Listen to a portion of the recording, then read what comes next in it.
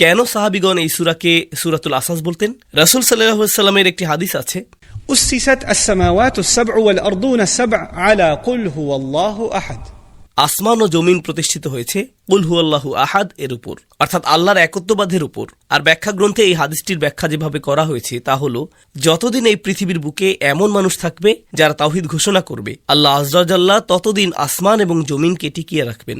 মানুষ যখন শিরক করে এবং বলে যে আল্লাহ সন্তান গ্রহণ করেছেন, অথবা তারা আল্লাহ সম্পর্কে অনুচিত কথা বলে, এ ব্যাপারে আল্লাহর বাণীগুলোর দিকে লক্ষ্য করুন। تكاد السماوات يتفطرن منه وتنشق الأرض وتخر الجبال سبحان الله। আকাশ ফেটে পড়ার উপক্রম হয়, পৃথিবী বিদীর্ণ হওয়ার উপক্রম হয় এবং পাহাড়গুলো ধসে পড়ার উপক্রম হয় যখন মানুষ বলে আল্লাহ সন্তান গ্রহণ করেছেন। আপনারা যারা আলোচনাটি শুনছেন সকলকে আবার আসসালামু আলাইকুম রহমতুল্লাহি ওয়া বারাকাতুহু। আমরা সূরা ইখলাসের অধ্যয়ন শুরু করছি। সূরা ইখলাস কুরআনে সূরা আল-আহজাবের ঠিক পরে অবস্থিত, যা আমরা গত পর্বে শেষ করেছি। সূরাটির ভূমিকায় কিছু কথা বলা প্রয়োজন। প্রথমত, এমনকি সূরাটির গঠনশৈলীও সূরাটিকে পূর্ববর্তী সূরার সাথে সম্পর্কযুক্ত করেছে, যাকে বলা হয় কুরআনের সাজা। এর দ্বারা আমি বোঝাতে চাচ্ছি সেই শব্দ যা দিয়ে আয়াতগুলো শেষ হয়েছে। ছন্দময় এক ধরনের অন্তমিল দেখতে পাওয়া যায়। আমরা দেখতে পাই তাব্বাত ইয়াদা আবি লাহাবিন ওয়া তাব মা আগনা আনহু মালুহু ওয়া মা কাসাব সায়াসলা নারান যাতা লাহাব। অন্তমিলগুলো লক্ষ্য করছেন। সর্বশেষ আয়াতটি ছিল ফি জিদিহা হাবলুম মিন মাসাদ। তারপর এই সূরাতে কুল হুয়াল্লাহু আহাদ আল্লাহুস সামাদ লাম ইয়ালিদ ওয়া লাম ইউলাদ। তো ছন্দের এই অন্তমিলটি গঠনশৈলীর দিক থেকেও অব্যাহত রয়েছে, আবার এই ক্রমবিন্যাস এবং ধারাবাহিকতাও বিদ্যমান রয়েছে। এছাড়াও বেশ কিছু বিষয় আছে যা এই সূরাটিকে পূর্ববর্তী সূরার সাথে সম্পর্কযুক্ত করেছে। পূর্ববর্তী সূরাতে আল্লাহ আযজা ওয়া জাল্লা আগে যা বলেছিলেন তার ভঙ্গিতে পরিবর্তন এসেছে। তিনি বিশেষভাবে ইসলামের শত্রুদের বিরুদ্ধে কথা বলেছিলেন। আপনারা জানেন, তিনি যখন কাফিরুনদের নিয়ে কথা বলছেন, তিনি রাসূল সাল্লাল্লাহু আলাইহি ওয়াসাল্লামকে বলেছিলেন কুল ইয়া আইয়ুহাল কাফিরুন। তিনি রাসূলকে কাফেরদের উদ্দেশ্যে কথা বলতে বলেছিলেন। কিন্তু যখন আবু লাহাবের প্রসঙ্গ আসলো, রাসূলকে এর বাইরে রাখা হলো। তিনি রাসূল সাল্লাল্লাহু আলাইহি ওয়াসাল্লামকেও বলেননি আবু লাহাবকে বলার জন্য। তিনি বলেননি কুল তাব্বাত ইয়াদা আবি লাহাব। না, কারণ আবু লাহাবের ব্যবস্থা আল্লাহ নিজেই সরাসরি করবেন। আল্লাহ আযজা ওয়া জাল্লা যেন রাসূল সাল্লাল্লাহু আলাইহি ওয়াসাল্লামের প্রতি কৃত অন্যায়ের বিচারের দায়িত্ব নিজেই গ্রহণ করেছেন। আমরা ঐতিহাসিক প্রেক্ষাপট থেকে জেনেছি যে আবু লাহাব সেই ব্যক্তিদের একজন যে রাসূল সাল্লাল্লাহু আলাইহি ওয়াসাল্লামকে সব সময় প্রচণ্ড দুশ্চিন্তা এবং মানসিক যন্ত্রণায় রাখত। আর তাকে এড়িয়ে যাওয়া সহজ নয়, কারণ সে পাশের বাড়িতেই থাকত এবং প্রতিনিয়তই সে সমস্যা আর বিড়ম্বনা সৃষ্টি করত। তাই ব্যাপারটা এমন নয় যে যুদ্ধক্ষেত্রে আপনি কোনো দুষ্ট লোকের সম্মুখীন হলেন, তাকে নিয়ে আর ভাববার প্রয়োজন নেই, যতক্ষণ না পরবর্তী যুদ্ধক্ষেত্রে দেখা হয় ততক্ষণ পর্যন্ত কোনো সমস্যা নেই। তো আবু লাহাবের ক্ষেত্রে ব্যাপারটা তেমন নয়। কিন্তু আগের সূরায় আল্লাহ যেহেতু ব্যাপকভাবে এবং চূড়ান্তভাবে আবু লাহাবের সাথে বোঝাপড়া করেছেন, এখন রাসূলকে তার মনোযোগ ফিরানোর ইঙ্গিত দেওয়া হচ্ছে। আবু লাহাবকে নিয়ে আর চিন্তা করার প্রয়োজন নেই, কারণ সেই সমস্যার সমাধান আপনার দায়িত্ব নয়, আল্লাহ ইতিমধ্যেই এর সমাধান করেছেন। তাহলে আপনার কি নিয়ে চিন্তিত হওয়া উচিত? আপনার দুটি বিষয় নিয়ে চিন্তিত হওয়া উচিত। আপনার নিজের মাঝে আল্লাহর একত্ববাদকে প্রতিষ্ঠিত করার চিন্তা এবং অন্যদেরকে আল্লাহর একত্ববাদ শিক্ষা দেওয়ার চিন্তা। লক্ষ্যের উপর স্থির থাকুন এবং মূল উদ্দেশ্যের উপর মনোযোগ রাখুন, যা হলো মানুষকে শিক্ষা দেয়া হুয়াল্লাহু আহাদ। তাই আল্লাহ তার রাসূল সাল্লাল্লাহু আলাইহি ওয়াসাল্লামকে এই সূরায় বলেছেন কুল হুয়াল্লাহু আহাদ। এটা সেই এজেন্ডায় ফিরে যাচ্ছে যার মাধ্যমে রাসূল সাল্লাল্লাহু আলাইহি ওয়াসাল্লামের সিরাত শুরু হয়েছিল। আরেকটি চিন্তা জাগ্রতকারী বিষয় যা আমরা বিস্তারিত আলোচনা করব যখন সূরা নাসে পৌঁছব ইনশাআল্লাহ। আমি আপনাদের এখনই এর কিছুটা ইঙ্গিত দিচ্ছি। আপনারা জানেন যে সূরা ফাতিহায় কুরআনের ভূমিকায় ফাতিহার প্রথম আয়াতে আল্লাহ বলছেন আলহামদুলিল্লাহি রাব্বিল আলামিন। এর দুটি অংশ রয়েছে। তিনি নিজেকে আল্লাহ হিসেবে পরিচয় দিয়েছেন আলহামদুলিল্লাহ, আর তারপর তিনি নিজেকে রাব্বিল আলামিন হিসেবে বর্ণনা করছেন। কুরআনের শেষের দিকে আমরা এই দুটি বিষয়ই দেখতে পাই। সূরা ইখলাস হলো এই প্রশ্নের উত্তর, আল্লাহ কে? এটি শুধুই আল্লাহ সম্পর্কে। আর রব সম্পর্কে রয়েছে দুটি সূরা, কুল আউযু বিরব্বিল ফালাক এবং কুল আউযু বিরব্বিন নাস। এই দুটি রব সম্পর্কিত। তাই সূরা ফাতিহার মাধ্যমে যার সূচনা হয়েছে, কুরআনের শেষেও চমৎকারভাবে তার সমাপ্তি ঘটেছে। তাই এখন রাসূলের মনোযোগ লা ইলাহা ইল্লাল্লাহর এই আহ্বানের দিকে নির্দেশিত করা হয়েছে। অন্য আরেকটি বিষয় আপনাদের মনে থাকার কথা, আমরা কয়েক পর্ব আগে এটি নিয়ে কথা বলেছিলাম। এই সূরাটির সাথে পূর্ববর্তী সূরার সম্পর্কের আরেকটি দিক হলো, আপনি যদি শেষ 7টি সূরার দিকে তাকান, সেগুলো সবই ছিল রাসূল সাল্লাল্লাহু আলাইহি ওয়াসাল্লামের সিরাত সম্পর্কিত। ইযা জাআ নাসরুল্লাহ, এটা ছিল সিরাত সম্পর্কিত। কুল ইয়া আইয়ুহাল কাফিরুন, ছিল সিরাত সম্পর্কিত, সূরা কুরাইশ ছিল সিরাত সম্পর্কিত। এই সূরাগুলোর প্রত্যেকটিরই রাসূল সাল্লাল্লাহু আলাইহি সাল্লামের জীবনের সাথে কোনো না কোনো সম্পর্ক ছিল, যা সূরা লাহাবের মাধ্যমে শেষ হয়েছে। সূরা লাহাব হল ঐতিহাসিক যাত্রাটির সমাপ্তি, বিজয় সুনিশ্চিত এবং আবু লাহাবের প্রাপ্য বুঝিয়ে দেওয়া হল। নবীজি এবং আল্লাহর নিকৃষ্টতম শত্রুকে ধ্বংস করা হল। এখন যখন কোনো সংঘাত দীর্ঘ সময় ধরে চলতে থাকে, মানুষ ভুলে যায় তারা কি নিয়ে লড়াই করছিল। নবীজি এবং কুরাইশদের মধ্যে যে সংঘাত চলছিল তা দীর্ঘ সময় ধরে চলছে। তাই একটি সংঘাতে যখন বিজয় নিশ্চিত হয়, এটা স্মরণে রাখা গুরুত্বপূর্ণ যে আপনি কি নিয়ে লড়াই শুরু করেছিলেন, সংঘাতের এজেন্ডা কি ছিল, এই যুদ্ধ শুরু করার কারণ কি ছিল। এটা জমির জন্য ছিল না, এটা ক্ষমতার জন্য ছিল না, এটা ভূখণ্ডের জন্য ছিল না। এর একমাত্র কারণ ছিল ইব্রাহিম আলাইহিসসালামের রেখে যাওয়া আদর্শকে অব্যাহত রাখা এবং তার বাস্তবায়ন। আর তা হল তাওহীদ, ইখলাস, আন্তরিকতা। তাই আমরা সূরা ইখলাসে সেই এজেন্ডাতেই ফিরে এসেছি। তো অন্য আরেকটি বিষয়, এটি আরও সূক্ষ্ম বিষয়, কিন্তু অনেক বেশি মনোযোগের দাবি রাখে। আপনারা জানেন রাসূল সাল্লাল্লাহু আলাইহি সাল্লামের সুন্নত অনুযায়ী কখনো কখনো তিনি নামাজ আদায়ের সময় দুটি সূরাকে পরপর 2 রাকাতে পাঠ করতেন। উদাহরণস্বরূপ, তিনি অনেক সময় সুন্নত নামাজে সূরা আলা এবং গাশিয়াকে পরপর 2 রাকাতে পাঠ করতেন। একইভাবে তিনি এমন 2টি সূরা নিতেন যা পাশাপাশি অবস্থিত, যেমন ফালাক এবং নাস। তিনি এই সূরাগুলোর একটি 1 রাকাতে, অন্যটি পরবর্তী রাকাতে তিলাওয়াত করতেন। এবং সাধারণত তিনি যেই সূরাগুলিকে জোড়াবদ্ধভাবে পড়তেন, কোরআনেও আপনি সেগুলোকে জোড়াবদ্ধ অবস্থায় পাবেন। আপনি কোরআনে সেগুলোকে পাশাপাশি পাবেন এবং রাসূল সাল্লাল্লাহু আলাইহি সাল্লামকেও নামাজে সেগুলো পরপর তিলাওয়াত করতে দেখবেন। এটা যুক্তিসঙ্গত। তিনি নামাজে সেগুলো জোড়াবদ্ধ করেছেন, কারণ আল্লাহ কোরআনেও সেগুলোকে জোড়াবদ্ধ করেছেন। কিন্তু রাসূল সাল্লাল্লাহু আলাইহি সাল্লামের একটি অনন্য সুন্নত রয়েছে, যেটি প্রায় প্রতি 2 রাকাত সুন্নত নামাজের ক্ষেত্রেই কোরআনের সবচেয়ে পুনরাবৃত্ত তিলাওয়াত। প্রতিটি ফরজ নামাজের সাথে 2 রাকাত সুন্নত, এমনকি কাবাঘর তাওয়াফের জন্য 2 রাকাত সুন্নতের ক্ষেত্রেও। যখন আপনি উমরাহ অথবা হজ করেন, যখন প্রথমবার কাবাঘরে যান, আপনি যে 2 রাকাত নামাজ পড়েন, সেক্ষেত্রে নবীজি সূরা কাফিরুন এবং সূরা ইখলাস তেলাওয়াত করতেন। প্রথম রাকাতে কাফিরুন, দ্বিতীয় রাকাতে ইখলাস। তাই এটি একটি অনন্য সুন্নত, কারণ এই সুন্নত নামাজে রাসূল সাল্লাল্লাহু আলাইহি সাল্লাম একটি সূরা তেলাওয়াত করেছেন, কয়েকটি সূরা বাদ দিচ্ছেন, আর তারপর অন্য একটি সূরায় যাচ্ছেন। সূরা কাফিরুন এবং সূরা ইখলাস পাশাপাশি অবস্থিত না, তারা পৃথক। কাফিরুনের পরে এসেছে ইজা জা নাসরুল্লাহ, তারপর এসেছে তাব্বাত ইয়াদা আবি লাহাব, আর তারপর আপনি পাবেন সূরা ইখলাস। তাই সূরা কাফিরুন এবং সূরা ইখলাসের মধ্যে অনন্য একটি সংযোগ রয়েছে, যা নবীজি নিজেই তার নামাজে প্রতিষ্ঠিত করেছেন এবং এটি মনোযোগের দাবি রাখে। আর এটা লক্ষণীয় বিষয় যে সাহিত্যিক দৃষ্টিকোণ থেকেও এই সম্পর্কটি অত্যন্ত স্পষ্ট হয়ে ফুটে ওঠে। আমি সেই সম্পর্কটি আপনাদের সামনে তুলে ধরার চেষ্টা করছি সূরার মূল আলোচনা যাবার আগেই। লক্ষ্য করুন, যখন আমরা সূরা কাফিরুন নিয়ে আলোচনা করি, সূরা কাফিরুনের শেষে এটা স্পষ্ট হয়ে গেল যে নবীজির ধর্মটা স্বতন্ত্র এবং তা কখনোই কাফেরদের ধর্মের সাথে গুলিয়ে ফেলা উচিত নয়। এই দুটি সম্পূর্ণ ভিন্ন বিষয়, যদিও তারা একই ঘরে, কাবা ঘরে ইবাদত করছে। যখন তারা আল্লাহকে ডাকে, ولئن سألتهم من خلق السماوات والأرض ليقولن الله, যদি আপনি তাদেরকে জিজ্ঞাসা করেন কে আসমান এবং জমিন সৃষ্টি করেছে, এমনকি মুশরিকরাও কি বলবে? তারা বলবে আল্লাহ।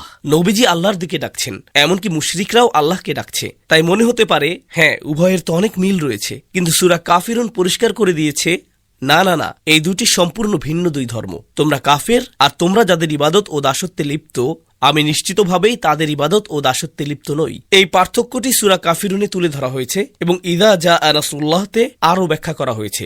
এটাই সেই ধর্ম যা জয়ী হবে। এবং কোন ধর্মটি পরাজিত হবে?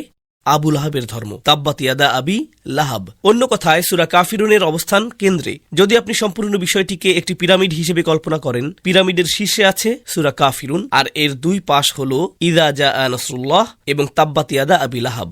তো পরবর্তী সূরা দুটি হল সূরা কাফিরুনের সেই কেন্দ্রীয় আলোচনার ধারাবাহিকতা বা ফলাফল। এখন এই একই বিষয়ে সূরা ইখলাসের ক্ষেত্রেও প্রযোজ্য। সূরা ইখলাসের বিষয়বস্তু হল একত্ববাদ। এখন কি সেই 2 ধরনের আক্রমণ যা একজন ব্যক্তির একত্ববাদকে কলুষিত করতে পারে? এগুলো হলো বাইরে থেকে এবং ভেতর থেকে আসা অশুভ প্রভাব। কোথায় এগুলোর উল্লেখ করা হয়েছে? কেন্দ্রীয় অবস্থানে রয়েছে সূরা ইখলাস, তারপর রয়েছে সূরা ফালাক এবং সূরা নাস। তো এখানেও একটি কেন্দ্রীয় সূরা এবং 2টি সংশ্লিষ্ট সূরা রয়েছে। ঠিক একইভাবে আগের সূরা 3টিও সম্পর্কযুক্ত ছিল। এখন যদি উভয় কেন্দ্রীয় সূরা দুটির দিকে লক্ষ্য করেন, আপনি অন্য কিছু পাবেন। লক্ষ্য করুন, সূরা কাফিরুনে আল্লাহ শব্দটি উল্লেখ করা হয়নি। কুল ইয়া আইয়ুহাল কাফিরুন লা আ'বুদু মা তা'বুদুন ওয়ালা আনতুম আবিদুনা মা আ'বুদ ওয়ালা আনা আবিদুম মা আবাদতুম ওয়ালা আনতুম আবিদুনা মা আ'বুদ লাকুম দীনুকুম ওয়ালিয়া দীন। কোন শব্দটির উল্লেখ নেই? আল্লাহ শব্দটির কোনো উল্লেখ নেই। এমনকি যখন রাসূল সাল্লাল্লাহু আলাইহি ওয়াসাল্লাম বলেছেন আমি যার ইবাদত করি, তিনি শুধু বলেছেন মা আ'বুদু, তিনি আল্লাহ শব্দটি উল্লেখ করছেন না। ওয়ালা আনতুম আবিদুনা আল্লাহ, না, তিনি আল্লাহ শব্দটি বলছেন না, তিনি শুধু বলছেন মা আ'বুদু, তাই না? ওয়ালা আনা আবিদুম মা আবাদতুম, তিনি আল্লাহ শব্দটির উল্লেখ করেননি। তাই সূরা কাফিরুন যা করে এটি একটি প্রশ্ন তৈরি করে। তিনি বারবার বলেছেন মা আ'বুদু মা আ'বুদু। সূরা কাফিরুনে এটি 2 বার এসেছে। কি চমৎকার সেই সত্তা যার ইবাদত আমি করি, তিনি তাকে নাম ধরে উল্লেখ করেননি। এক্ষেত্রে কোন প্রশ্নটি তৈরি হচ্ছে? তাহলে তিনি কে যার ইবাদত আপনি করেন, এই প্রশ্নটি তৈরি হচ্ছে। আর এই প্রশ্নের উত্তর কোথায় দেওয়া হয়েছে? সূরা কাফিরুনে যখন এই প্রশ্নটি তৈরি হয়েছে, কোথায় এর বিশদ উত্তর দেওয়া হয়েছে? সূরা ইখলাসে। তাই এই সূরা দুটিও আসলে খুব চমৎকারভাবে একে অপরের সাথে সংযুক্ত। অন্য যে বিষয়টি তাদেরকে যুক্ত করে তা অত্যন্ত স্পষ্ট। কাফিরুন শুরু হয়েছে কুল দিয়ে, আর কয়েকটি সূরা পরেই ইখলাসও শুরু হয়েছে কুল দিয়েই। দুটি সূরাই একইভাবে শুরু হয়েছে। আর সাহাবীগণ যেই সূরাগুলোকে বেশি ভালোবাসতেন এবং বারবার তিলাওয়াত করতেন, সেগুলোকে তারা অনেকগুলো ডাকনাম বা উপাধি প্রদান করতেন। সূরা ইখলাসেরও 20টির বেশি উপাধি রয়েছে। আর সেই নামগুলোর একটি হলো المقشقش একটি অদ্ভুত আরবি শব্দ, কিন্তু তারা সূরাটিকে এই নামেই ডাকতেন, মুকশকিশ, অর্থ যা রোগব্যাধি দূর করে দেয়। উদাহরণস্বরূপ আরবরা বলতো تقشيش المريض، যার অর্থ হলো এমন রোগী যার রোগ সম্পূর্ণ সুস্থ হয়ে গেছে, রোগের কোনো চিহ্নই আর বাকি নেই। সূরা ইখলাসকে তারা ঠিক এই নামে ডাকতেন। কেন? কারণ এটি শিরকের মতো রোগকে দূর করে দেয়। প্রসঙ্গত সূরা কাফিরুনকেও ঠিক একই উপনাম দেওয়া হয়েছিল, কারণ সাহাবীগণ সূরা ইখলাসের কথা ভাবলে যা চিন্তা করতেন, সূরা কাফিরুনের কথা ভাবলেও ঠিক একই চিন্তা করতেন। কেন? কারণ এই দুটি সূরাই শিরক অস্বীকার করার ব্যাপারে কথা বলছে। উভয় সূরাই শিরকের বিরুদ্ধে, একটি হ্যাঁ বোধক দৃষ্টিকোণ থেকে, অন্যটি না বোধক দৃষ্টিকোণ থেকে। সূরা কাফিরুনও আল্লাহর একত্ববাদ সম্পর্কেই কথা বলছে। লা আ'বুদু মা তা'বুদুন লাকুম দীনুকুম ওয়ালিয়া দীন, এটিও মূলত একত্ববাদ সম্পর্কিত। তাই এই বিষয়টিও চমৎকারভাবে এই সূরা দুটিকে সম্পর্কযুক্ত করে। এখন এই উপনামগুলোর মধ্যে আমরা 20টি উপনামের সবগুলো নিব না, কিন্তু সাহাবীদের দেয়া চমৎকার এই উপনামগুলোর অন্তত কয়েকটি আমরা উপলব্ধি করার চেষ্টা করব। এর একটি উপনাম হলো سورة التفريد। ফার্দ, অর্থ স্বতন্ত্র বা একক। এটি সেই সূরা যা নিশ্চিত করে যে আল্লাহকে সর্বদা কেবল একক হিসেবেই বুঝতে হবে এবং কখনোই এর বেশি কিছু ভাবা যাবে না। এরপর سورة التجريد، যা আল্লাহর ধারণা থেকে সমস্ত মিথ্যা ধারণাকে ছেটে ফেলে, এক নিমিষে আল্লাহ সম্পর্কে সব ভুল ধারণা এবং অপতথ্য দূর করে দেয়। তাই এর নাম সূরাতুত তাজরিদ। সাহাবীগণ এটিকে আরেকটি নামে ডাকতেন। নামটি অনেক পরিচিত, আপনারা শুনলে বুঝতে পারবেন। সূরাতুত তাওহীদ, যেই সূরাটি একীভূত করে আল্লাহর গুণাবলীকে এক সত্তা একীভূত করে এবং আল্লাহকে এক ও অদ্বিতীয় হিসেবে প্রকাশ করে। সূরাতুল মারিফাহ, অর্থাৎ আপনি যদি এই সূরাটি না জানেন তাহলে আপনি আসলে জানেন না আল্লাহকে। মারিফা অর্থ কাউকে জানা বা কারোর সাথে পরিচিত হওয়া। তাই এটি হলো সেই সূরা যার মাধ্যমে আল্লাহর সাথে পরিচিত হওয়া যায়। এটিকে সূরাতুস সামাদও বলা হয়। সূরাতুস সামাদ শব্দটি নিয়ে ভাষাতাত্ত্বিক দৃষ্টিকোণ থেকে পরে আমরা বিস্তারিত আলোচনা করব। কোরআনে এটিই একমাত্র স্থান যেখানে এই শব্দটি রয়েছে এবং তা আল্লাহর জন্য ব্যবহৃত হয়েছে। এই মূল থেকে উদ্বুদ্ধ কোনো শব্দ, ক্রিয়া বা বিশেষ্যরূপে কোরআনের অন্যত্র আসেনি। কোরআনের অন্য কোথাও এটি ব্যবহৃত হয়নি। এটিই একমাত্র সূরা যার মধ্যে সমাদ শব্দটি রয়েছে। এর আরেকটি নাম হলো سورة الأساس، সারমর্মযুক্ত সূরা। আসাস অর্থ মূল অংশ, কোনো কিছুর নির্যাস, অপরিহার্য বিষয়, সবচেয়ে মৌলিক প্রধান উপাদান। বলা হয়ে থাকে এটি হলো গোটা দিনের আসাস বা ভিত্তি। এটি রাসূল সাল্লাল্লাহু আলাইহি ওয়াসাল্লামের মিশনের মূল কথা। তারপর সেই নামটি যা আমি আপনাদের প্রথমেই বলেছিলাম, المقشقشة، যা রোগ নির্মূল করে।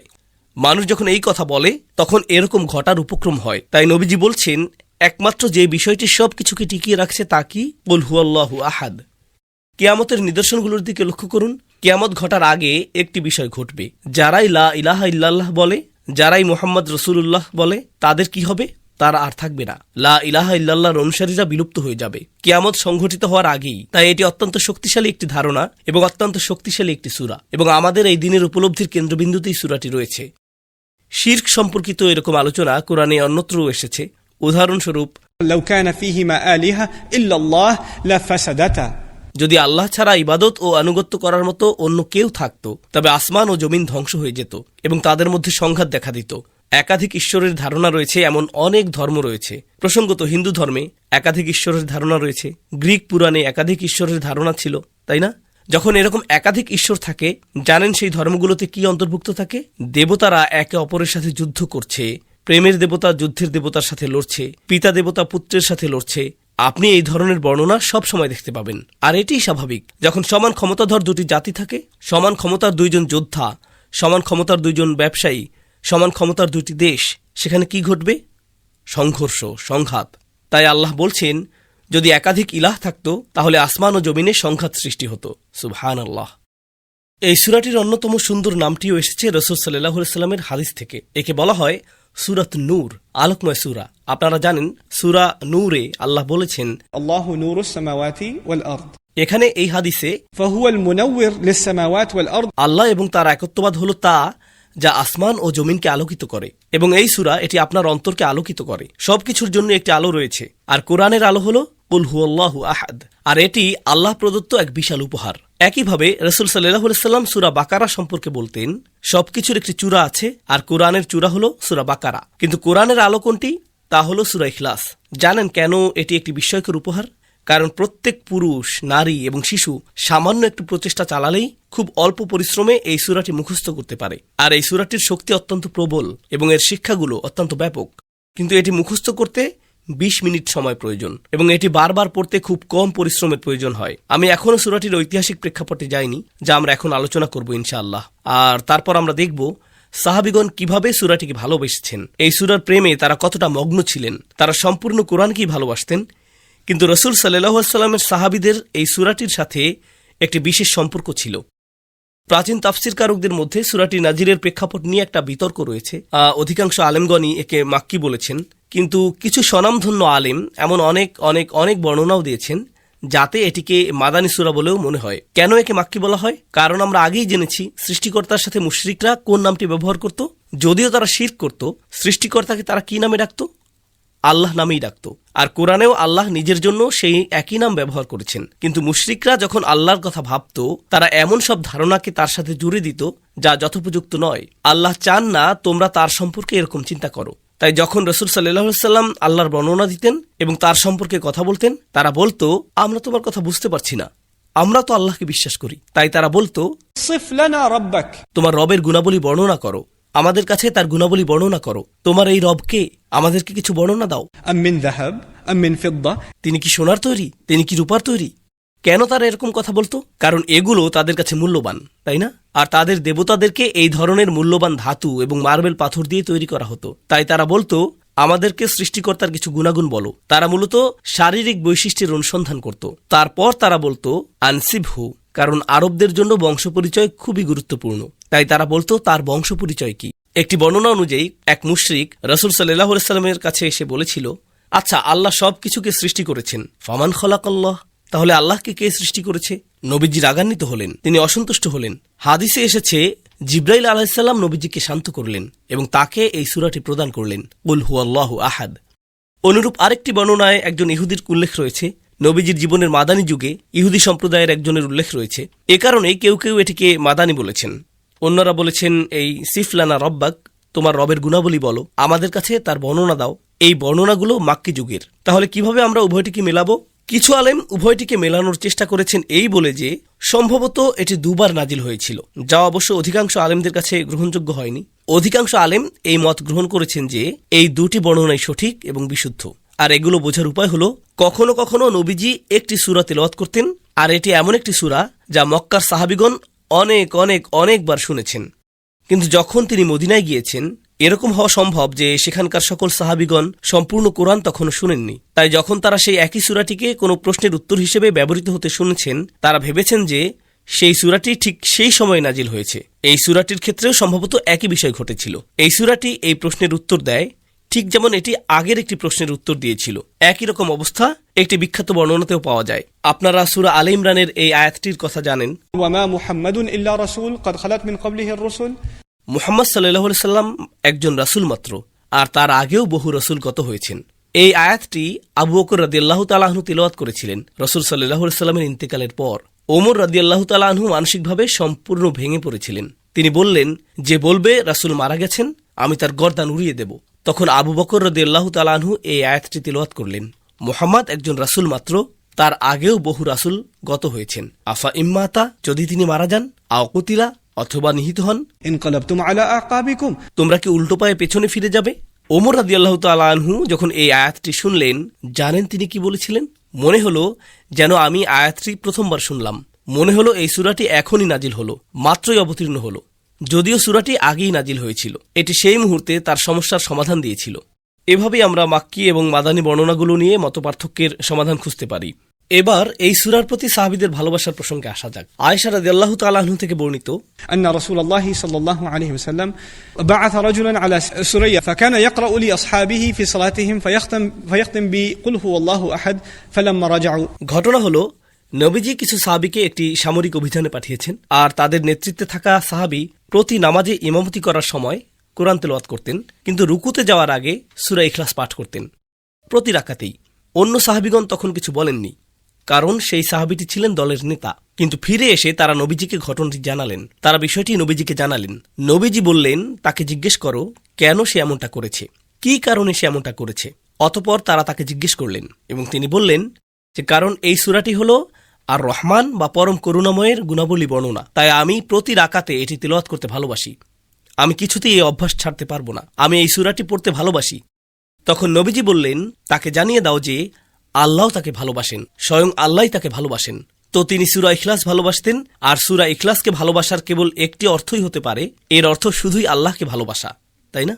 প্রখ্যাত তাফসীরবিদ ইমাম শাওকানি এ বিষয়ে মন্তব্য করেছেন, সূরা কাউসারে রাসূল সাল্লাল্লাহু আলাইহি ওয়াসাল্লামের প্রতি যেরকম ভালোবাসা ও শ্রদ্ধা দেখা যায়, সূরা ইখলাসে আল্লাহর প্রতিও ঠিক একই রকম ভালোবাসা পরিলক্ষিত হয়। রাসূল সাল্লাল্লাহু আলাইহি ওয়াসাল্লামের প্রতি ভালোবাসা কোন সূরায় রয়েছে? সূরা কাউসারে। আর আল্লাহর প্রতি ভালোবাসা, শ্রদ্ধা এবং একনিষ্ঠতা রয়েছে সূরা ইখলাসে। তাই যখন এই সাহাবী সূরা ইখলাস পড়তে ভালোবেসেছেন, সেটা কি প্রমাণ করে? আল্লাহর প্রতি ভালোবাসা। আর আপনি যদি আল্লাহকে ভালোবাসেন, আল্লাহ আপনাকে ভালোবাসবেন, আল্লাহ আজ্জা জাল্লাহ আপনাকে ভালোবাসবেন। তাই নবীজি তাকে বললেন, তাকে জানিয়ে দাও যে আল্লাহ তাকে ভালোবাসেন। তিনি প্রতি রাকাতের শেষে সূরা ইখলাস তেলাওয়াত করতেন। আনাস রাদিয়াল্লাহু তাআলা আনহু থেকে আরেকটি বর্ণনা এসেছে, আনসারদের এক ব্যক্তি ছিলেন যিনি মসজিদে কুবায় নামাজের ইমামতি করতেন, আর যখনই তিনি কোনো রাকাত শুরু করতেন, সূরা ফাতিহা শেষ করার পর অন্য কোনো সূরা শুরু করার আগেই তিনি কুল হুয়াল্লাহু আহাদ পড়তেন। আগের সাহাবীটি সূরা ইখলাস তেলাওয়াত করতেন শেষে, আর ইনি আরও এক ধাপ এগিয়ে শুরুতে এটি পড়েছেন। সূরা ইখলাস শেষ করার পর এর সাথে অন্য আরেকটি সূরা পড়তেন, আর তিনি এটা প্রতি রাকাতেই করতেন। তখন অন্য সাহাবীগণ তার সাথে কথা বললেন এবং জিজ্ঞেস করলেন, কেন তুমি এমনটা করছো? আর আমরা দেখছি যে তুমি কখনো এটি করা বাদ দাও না, তুমি সূরা ইখলাস পড়ো আর তারপর অন্য সূরা তেলাওয়াত করো। আমাদের মনে হয় না কাজটি সঠিক হচ্ছে, হয় তুমি শুধু এটাই পড়ো অথবা এটা বাদ দিয়ে অন্য কোনো সূরা পড়ো। তো তারা বললেন, হয় তুমি শুধু ইখলাস পড়ো, না হয় অন্য কিছু পড়ো, এভাবে একসাথে পড়া বন্ধ করো। আমাদের মনে হয় না কাজটি সঠিক হচ্ছে। তিনি বললেন, আমি এই অভ্যাস ত্যাগ করব না, যদি তোমরা চাও আমি ইমামতি করি তবে আমি এরকমটাই করে যাব। তিনি তাদের এই কথা বলে দিলেন, আর যদি তোমরা অপছন্দ করো তবে আমি তোমাদেরকে ত্যাগ করব। যদি এটা পছন্দ না করো তাহলে আমি আর নামাজি ইমামতি করব না। আর তারা এটাও জানত যে তিনি ছিলেন নিঃসন্দেহে তাদের মধ্যে শ্রেষ্ঠ, তিনি ছিলেন তাদের মাঝে সবচেয়ে বেশি ধার্মিক, আর তাকে রাসূল সাল্লাল্লাহু আলাইহি ওয়াসাল্লাম নিয়োগ দিয়েছিলেন। তাই তারা চাইলেই তাকে এভাবে বাদ দিতে পারত না, আর তারা এটাও চাইত না যে অন্য কেউ ইমামতি করুক। তো তারা রাসূল সাল্লাল্লাহু আলাইহি ওয়াসাল্লামের কাছে গেল, তারা তাকে বিষয়টি সম্পর্কে জানালো। রাসূল সাল্লাল্লাহু আলাইহি ওয়াসাল্লাম বললেন, তোমার সঙ্গীরা যা বলছে তা করতে কিসে তোমাকে বাধা দিচ্ছে? এতে এতটা জটিলতার কি আছে? আর কেন তুমি প্রতিটি রাকাতে এই সূরার মাঝে আটকে আছো? ফাকালা ইন্নী উহিব্বুহা, তিনি বললেন, আমি এটিকে ভালোবাসি, কোনো সন্দেহ নেই আমি এই সূরাটি ভালোবাসি। এটুকুই ছিল তার ব্যাখ্যা। নবীজি বললেন, এটির প্রতি তোমার ভালোবাসা তোমাকে জান্নাতে নিয়ে যাবে। নবীজি তাকে বললেন, এই সূরার প্রতি তোমার ভালোবাসা তোমাকে জান্নাতে প্রবেশ করাবে। আর আমার মনে হয় এই বর্ণনাগুলো জানা জরুরি। সাহাবীগণ এই সূরাকে কতটা মর্যাদা এবং মূল্য দিতেন, আর রাসূল সাল্লাল্লাহু আলাইহি ওয়াসাল্লাম কিভাবে তাদের এই ভালোবাসাকে মূল্যায়ন করতেন। এরপর এই বিখ্যাত হাদিসটি আপনারা হয়তো এটি আগেও শুনেছেন, না শুনলেও নিশ্চয়ই এর শিক্ষা বা বার্তাটি আপনাদের জানা আছে। আবু দারদা থেকে বর্ণিত, তোমাদের কারো পক্ষে কি এক রাতে পুরো কোরআনের 3 ভাগের 1 ভাগ পড়াকে খুব কঠিন মনে হয়? সাহাবীগণ বললেন, কোরআনের 3 ভাগের 1 ভাগ কিভাবে মাত্র এক রাতে পড়া সম্ভব?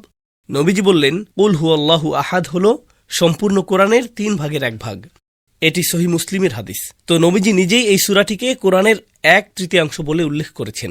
এ বিষয়ে অনেক ব্যাখ্যা রয়েছে, কেন এটি কোরআনের 3 ভাগের 1 ভাগ। মূল কথা হলো, কোরআনের 3 ভাগের 1 ভাগ জুড়ে আল্লাহর গুণাবলীর উল্লেখ রয়েছে। আল্লাহ কে? ইমানের দৃষ্টিকোণ থেকে এই দিনের আসল নির্যাসটা আসলে কি?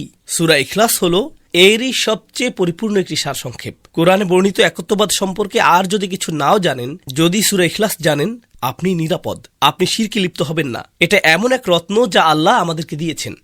শিরক থেকে বাঁচতে আপনাকে আকীদার উপর পিএইচডি করতে হবে না। আপনি শুধু সূরা ইখলাসটা ভালোভাবে বুঝে নিন। এটি এই উম্মার প্রতি আল্লাহর একটি উপহার, কোরআনের 1/3। এখন আপনারা জানেন এই সূরায় অনেক তাত্ত্বিক বিষয় রয়েছে, আর আমি সেগুলোর অনেক কিছুই বাদ দিয়ে যাব। কিন্তু আমি আপনাদের এমন একটা বিষয় বলতে চাই যা বেশ গুরুত্বপূর্ণ। আল্লাহ শব্দটি, আমরা এই শব্দটি নিয়ে আগে বিস্তারিত কোনো আলোচনা করিনি, যদিও এটা আগেও এসেছে, কিন্তু এই সূরাটির কেন্দ্রস্থলে রয়েছে এই শব্দটি কুল হুয়াল্লাহু। তাই আমাদের এটি নিয়ে কিছুটা আলোচনা করতেই হবে। আরবি ব্যাকরণে ইশতিকাক নামে একটি বিষয় রয়েছে। ইশতিকাক এর অর্থ একটি শব্দ অন্য আরেকটি শব্দের উপর ভিত্তি করে তৈরি। এটি অন্য কোনো শব্দ থেকে এসেছে। যেমন আপনারা আলিম শব্দটির সাথে পরিচিত, এটি হলো মুশতাক। এটা কোন শব্দ থেকে এসেছে? ইলম বা জ্ঞান। কোনো একটি শব্দ যেটি অন্য কোনো শব্দ থেকে উদ্বুদ্ধ হয়েছে, এর উৎপত্তি বা শিকড় অন্য কোথাও, এই ধরনের শব্দকেই বলা হয় মুশতাক। অর্থাৎ এটি একটি শব্দ, কিন্তু এর উৎপত্তি ঘটেছে অন্য কোনো শব্দ থেকে। এটি অন্য কোনো শব্দের উপর ভিত্তি করে সৃষ্ট। এক্ষেত্রে মূল শব্দটি পরিবর্তিত হয়ে কাছাকাছি অনেকগুলো শব্দ সৃষ্টি করে।